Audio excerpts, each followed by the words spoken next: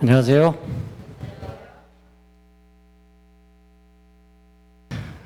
옛날에 박준현 목사님 계실 때는 목사님 부탁을 하셔도 안 합니다. 당당하게 말할 수 있었는데 좋은 시절 다 지나가고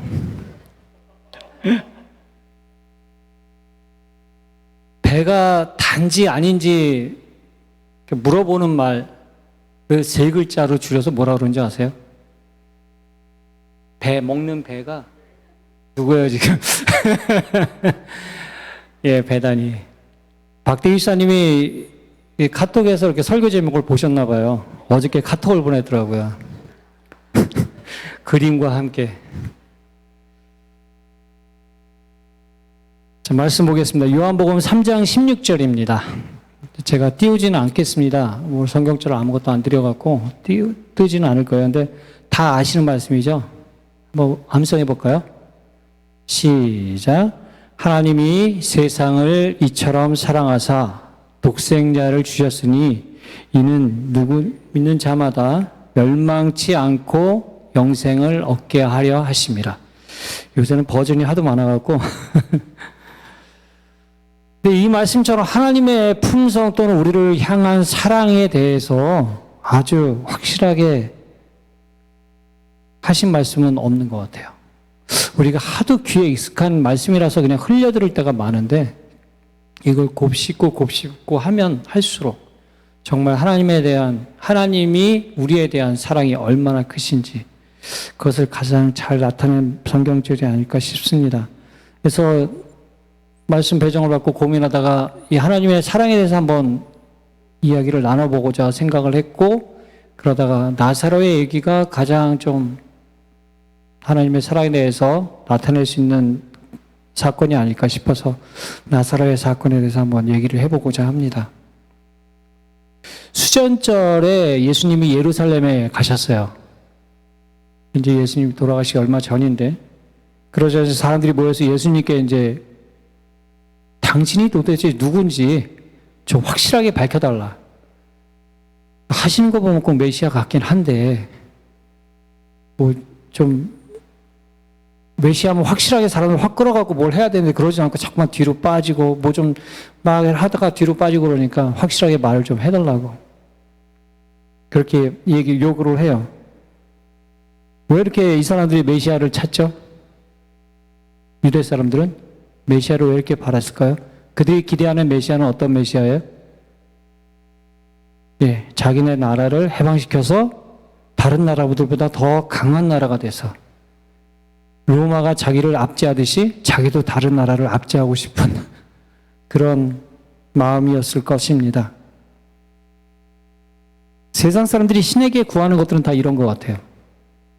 내가 세상적으로 좀 더 잘 살게 되고 남들보다 좀 더 우위에 있고 그래서 내가 좀 더 편하고 그런 삶을 구하는데 신에게 공양을 드리고 기도를 하고 하는 것 같습니다. 우리의 기도가 어떠한지 다시 한번 생각해 볼 만한 일일 것 같습니다.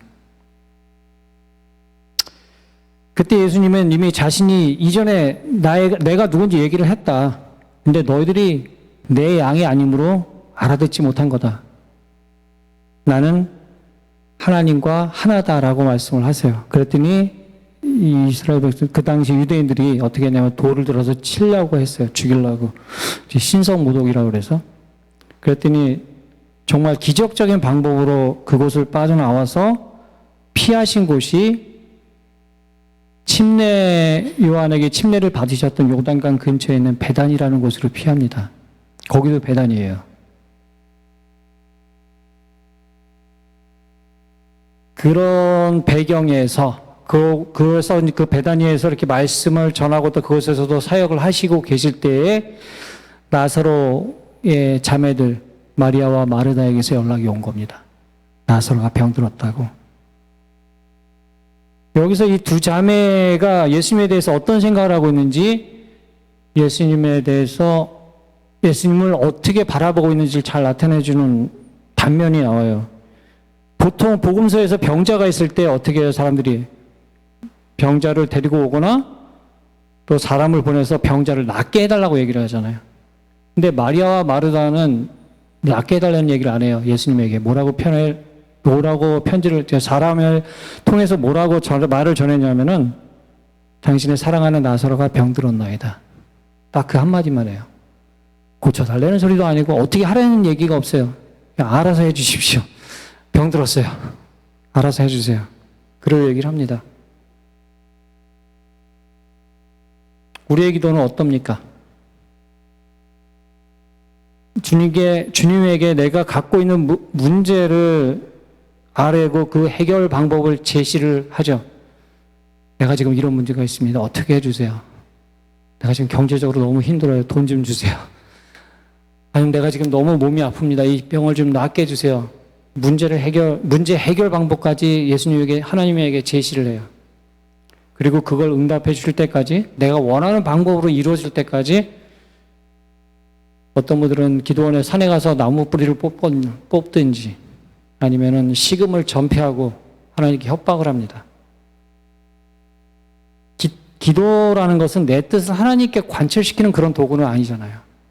그럼에도 불구하고 그걸 너무 잘 알지만 너무 힘들고 급하면 그 문제가 너무 눈앞에 닥쳐와 있으면 다른 게 아무것도 안 보여. 그 문제만 보여요. 그래서 내 욕심이 너무 커지고 그 문제에 함몰되다 보니까 그런 기도가 나오기도 합니다. 그러나 이 두 자매는 그런 우를 범하지 않고 모든 것을 아뢰고 주께 맡깁니다. 그래서 주님이 뭐라 그러셨어요? 답이? 기억들 안 나세요? 요한복음 11장 4절에 이 병은 죽을 병이 아니라 하나님의 영광을 위하며 하나님의 아들로 이를 인하여 영광을 얻게 하려 함이라 하시더라. 사람을 보내어 소식을 전할 때 어떤 강구도 하지 않았지만 두 자매의 기대는 뭐였을까요? 그 소식을 전한 사람을 따라서 오셔서 나사로의 병을 평상시 다른 환자들을 대했던 것처럼 단번에 고쳐주시라는 기대를 했을 거예요. 원체 나사로를 사랑하셨기 때문에. 그러나 그들이 기대했던 반응은 아니었어요. 그래도 메시지가 뭐라고 왔어요? 죽을 병은 아니라고. 죽을 병은 아니라고. 그러니까 믿고 기다리면 병이 나으리라는 확신을 갖습니다. 다른 사람도 아니고 그 예수님, 수많은 사람들의 병을 고치셨고 심지어 죽은 자도 살리셨던 그 예수님이 그 어떤 사람들의 요구도 지나치지 않으셨던 그 예수님이 다른 사람도 아니고 사랑하는 나사로가 아프다는데 오시지는 않으셨지만 죽을 병이 아니라고 하시니까 믿고 기다립니다. 예수님이 죽을 병이 아니라고 하셨으니 곧 일어날 것이라는 희망의 말을 나사로의 귀에, 아파서 누워있는 그 사람의 귀에 계속 속삭이는 거예요. 우리가 사람에 치이고 일에 치여서 곧 죽을 것처럼 힘든데 예수님은 곧 오신다고. 잠깐이면 오실 리가 오시리니 지체하지 않으시리라고 계속 말씀하시고 계십니다. 너무 힘든데요. 그래서 꾸역꾸역 버티며 견디어 봅니다. 주님의 약속을 믿고서. 이 소식을 들었을 때 예수님의 제자들은 예수님이 바로 가실 줄 알았어요. 나사로에게 바로 떠나실 줄 알았어요. 근데 죽을 병이 아니라라는 한마디만 하시고는 계속 자기 일을 하세요. 나사로에 대해서 한마디도 안 하시고 계속 이틀 동안 계속 자기의 일만 하시는 겁니다.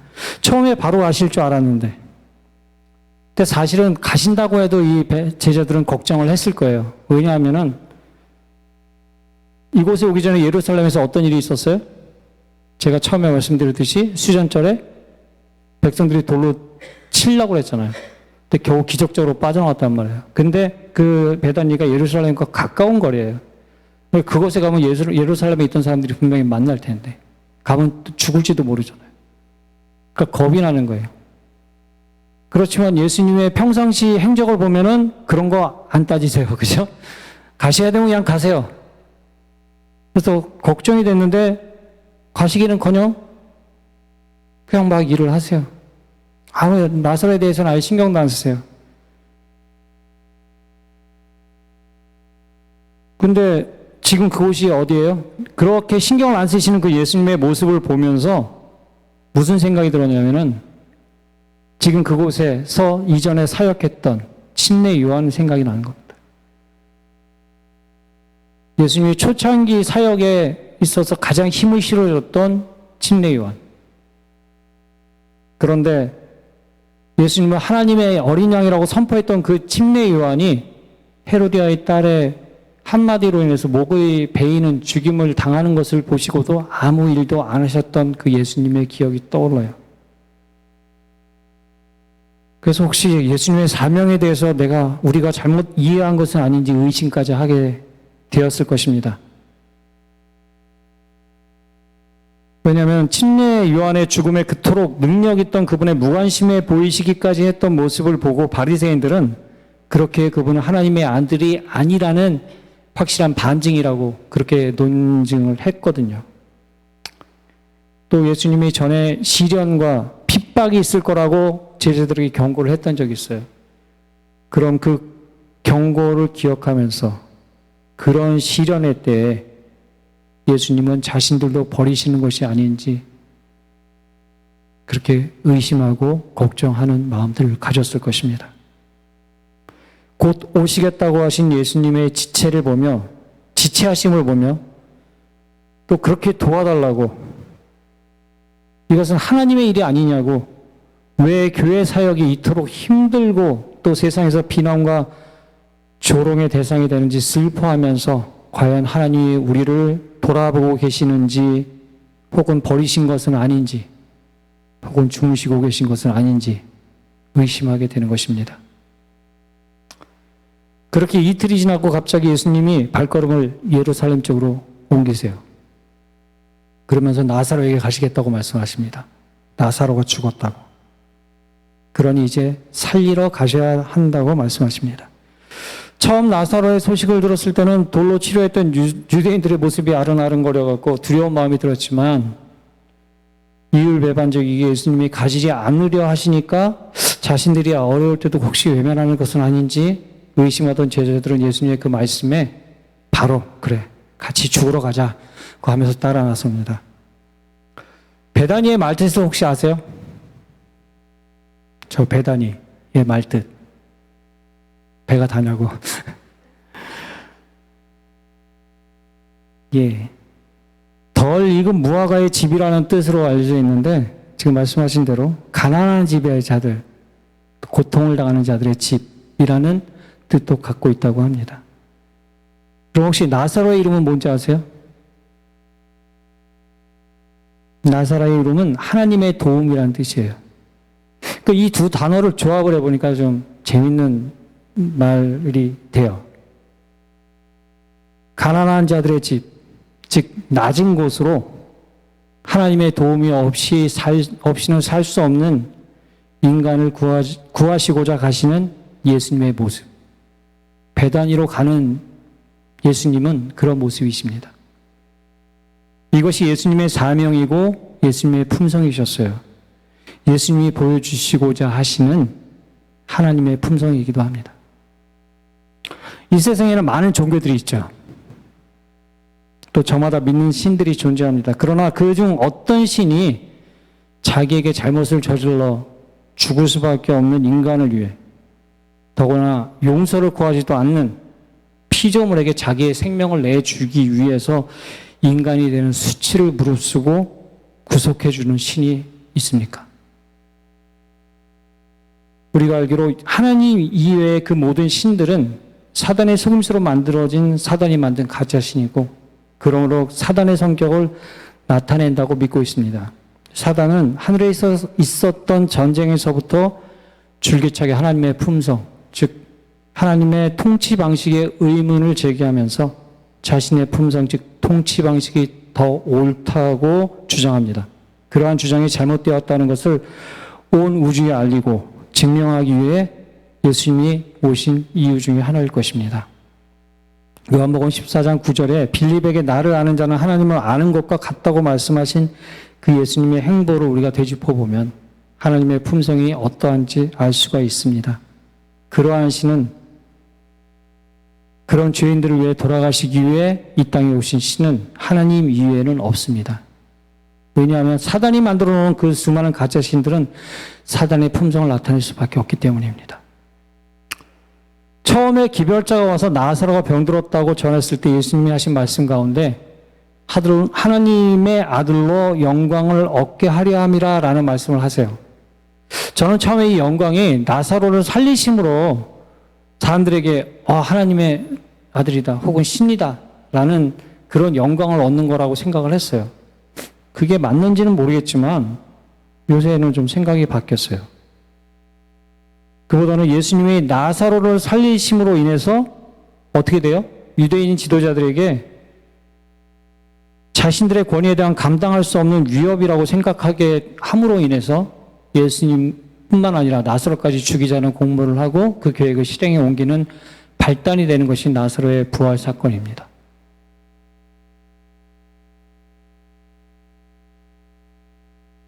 그렇기 때문에 하나님의 아들로 영광을 얻게 하려 함이라라는 이 말에서 영광은 십자가의 죽으심으로 인해서 인류의 구속자로서의 영광을 얻으시는 것을 말함이 아닐까라고 생각을 해보게 됐습니다. 예수님이 영광을 얻으시는 방법은 인기나 힘이 아니었어요.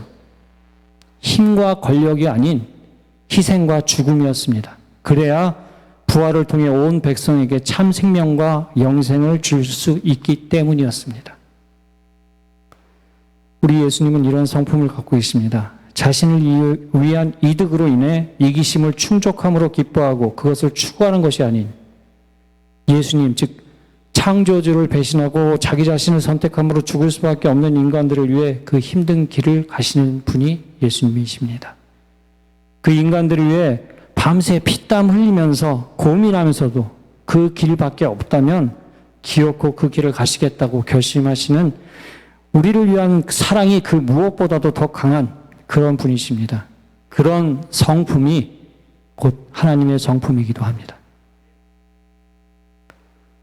그래서 저는 고난과 죽음의 길인 줄 아시면서도 나사로의 생명을 위해 그 길을 가신 그 베다니로 가는 길이 예수님이 십자가의 수치와 또 하나님과의 분리라는 엄청난 희생에도 불구하고 사람에게 새 생명을 주시기 위해 조성민이라는 한 사람의 구원을 위해 이 땅에 오셨던 길과 닮았다고 생각합니다.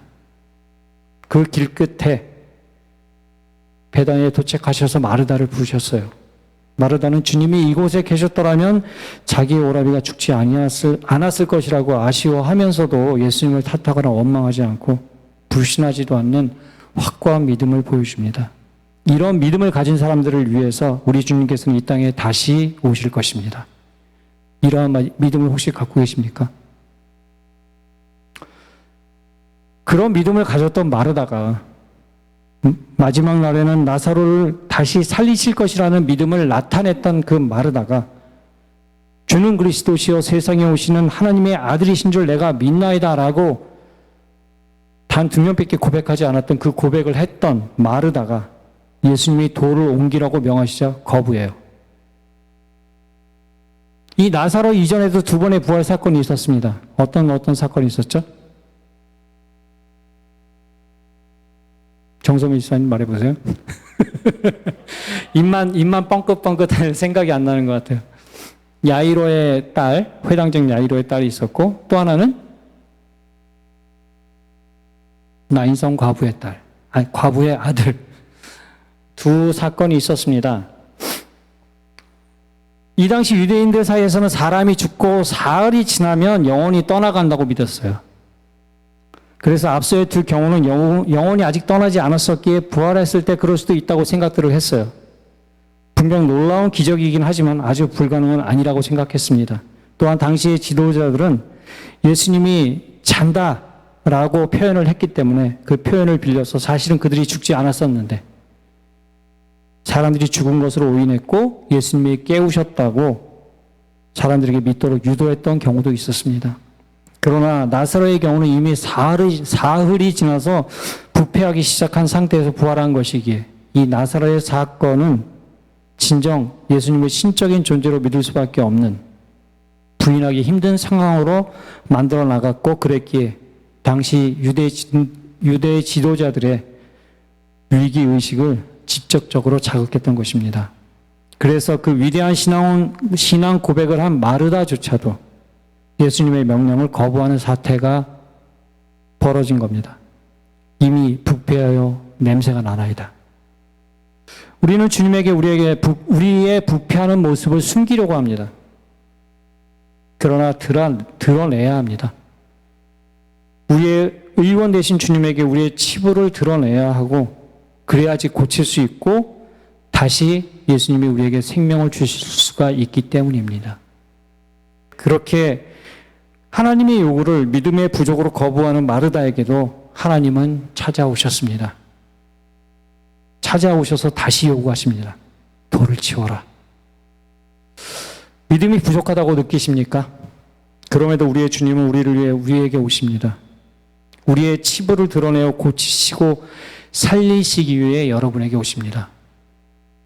믿음이 적다고 없다고 두려워 마시고 낙심치 마시고, 그런 우리도 마다치 않으시고 모셔서 우리를 부르실 때, 우리에게 명하실 때 순종하시기 바랍니다. 그분은 우리를 너무도 사랑하셔서 우리에게 해가 되는 그 어떤 것도 하지 않으시는 분이기 때문입니다. 또 한 가지, 예수님이 마리아와 마르다를 만나러 가셨을 때 호곡꾼들이 따라와서 많이들 울었어요. 또 나사로와 두 자매의 친구들 또한 슬피 울었고, 그 모습을 본 예수님도 우셨다고 기록되어 있습니다. 왜 우셨을까요? 예? 사람들을 보고? 예. 사람들을 보고 우셨어요. 안 보고 우시진 않았겠죠. 시대의 소망에 이런 기록이 있습니다. 그리스도께서는 나사로를 위하여 울지 않으셨다. 그 까닭은 그를 무덤에서 곧 불러 일으키실 것이기 때문이다. 그는 지금 나사로를 위하여 슬피 울고 있는 자들 중에 여러 사람이 부활이요 생명이신 당신을 죽일 계획을 곧 세우게 될 것이기 때문에 우신 것이었다 라고 기록되어 있습니다. 그렇습니다. 예수님은 자신을 죽일 계획을 세우고 있는 그들의 돌이킬 수 없는 처지를 보시고 슬퍼하신 것입니다. 이러한 사랑이 넘치시는 하나님을 우리가 어떻게 사랑하지 않을 수 있고, 또 그분의 말씀에 순종하지 않을 수가 있겠습니까? 전에는 내가 하나님의 사랑인 것을 알고 또 그걸 믿으면, 그 하나님의 사랑을 깨닫기만 하면, 그래서 하나님이 주신 은혜를 느끼기만 하면 나는 죄를 짓지 않고 죄를 싫어할 거라고 생각을 했어요. 그래서 항상 주님의 은혜에 감사하며 살아가게 되리라고 생각을 했어요. 그래서 사람들에게도 하나님의 사랑을 믿으십시오. 하나님의 사랑은 이런 것입니다. 여러분들이 사랑을 믿기만 하면 구원 얻습니다. 라고 얘기를 했었어요. 10,000달란트 빚진 자가 탕감받은 후에 100데나리온 빚진 자에게 한 행동을 정말 탕감받은 것을 감사히 여기고 은혜로 여긴다면 하지 않을 짓이라고 생각한 것입니다. 그런데 그렇지 않았어요. 미국에서 목회하시는 개신교회 목사님 중에 노진준 목사님이라는 분이 계시는데 유튜브에 이런 말씀을 하셨더라고요. 제가 요새 이분 설교를 굉장히 많이 들어요. 은혜는 무언가를 할 수 있게 하는 능력을 부여받는 것이 아니라, 은혜는 무엇을 하지 않을 수밖에 없게 만드는 감동이다. 은혜를 받으면 또 넘어질 것을 알면서도 또 하게 된다. 넘어지면 또 은혜로 인하고, 그로 인해 또 넘어질 것을 알면서도 또 하게 되는 것이 은혜다. 내가 할 수 없기 때문에 은혜가 필요한 것이다. 은혜를 받았기에 무엇이든 할 수 있는 것이 아니다. 내가 하나님의 사랑을 느끼고 하나님이 나를 정말 사랑하신다는 것을 알고, 그렇기 때문에 그 하나님의 사랑에 감복해서 하나님의 말씀을 순종하려고 노력을 해요. 그게 나를 위한 것이고 나에게 해를 끼칠 말씀이 아니니까. 그런데 어때요? 그럼에도 불구하고 실패하고 넘어지고, 그렇지만 그럼에도 하나님은 나를 사랑하시는 분임을 알기 때문에 다시 일어나서 다시 행동을 하는 것입니다. 의인은 넘어지지 않는 것이 아니라 넘어져서 다시 일어나는 것이 의인이라고 말씀을 하십니다. 하나님은 사랑이십니다. 죽을 수밖에 없는 죄인들을 구원하시고 생명을 주시기 위해 자신의 생명을 내어놓으시는 그런 사랑의 하나님이신 것입니다. 그런 사랑을 받고도 또 알면서도 또 넘어지는 나를 위해 또 찾아오셔서 살라고, 피투성이라도 살라고 말씀하시는 그분의 사랑과 은혜 때문에 넘어지고 쓰러져도 다시 그 은혜 때문에 일어서시는 저와 여러분이 되시기를 간절히 바라겠습니다. 말씀 마치겠습니다.